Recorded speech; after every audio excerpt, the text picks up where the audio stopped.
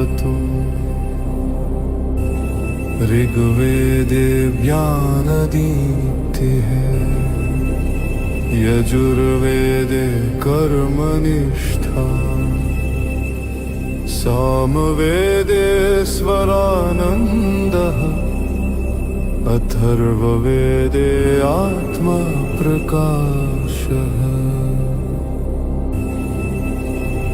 मनसि शान्ति यत्र न द्वेषो न लोभः,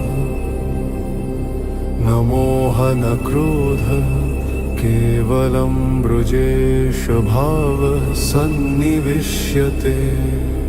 या बुद्धिः चतुर्वेदविद्यया आत्मानं ब्रह्मरूपेण पश्यति, आत्मनि शान्तिः यत्र सर्वं ममत्वं लीयते।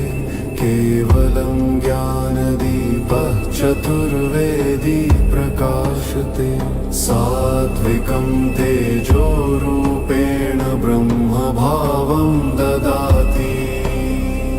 दिने दिने शान्ति, प्रभाते श्रद्धा, मध्याह्ने कर्मयोगः, सायं ध्यानसुखं, रात्रौ स्वप्नेष्वपि शान्तिः। गृहे शान्तिः, कुले शान्तिः, ग्रामे शान्तिः, राष्ट्रे शान्तिः, भूतले शान्तिः, अन्तरिक्षे शान्तिः, दिवि शान्तिः, सर्वत्र शान्तिः। यत्र स्वराः गीयन्ते तत्र हृदयेषु शान्ति प्रवहति। यत्र प्राणस्थिरो भवति तत्र आत्मा ब्रह्मरूपेण विराजति। सर्वे भवन्तु सुखिनः, सर्वे सन्तु निरामयाः, सर्वे भद्राणि पश्यन्तु, मा कश्चित् दुःखभाग् भवेत्। ॐ शान्ति शान्ति शान्ति। ॐ शान्ति शान्ति शान्ति।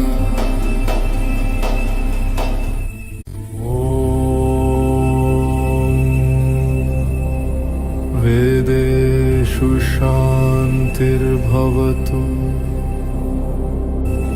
ऋग्वेदे ज्ञानदीप्तिः, यजुर्वेदे कर्मनिष्ठा, सामवेदे स्वरानन्दः, अथर्ववेदे आत्मप्रकाशः।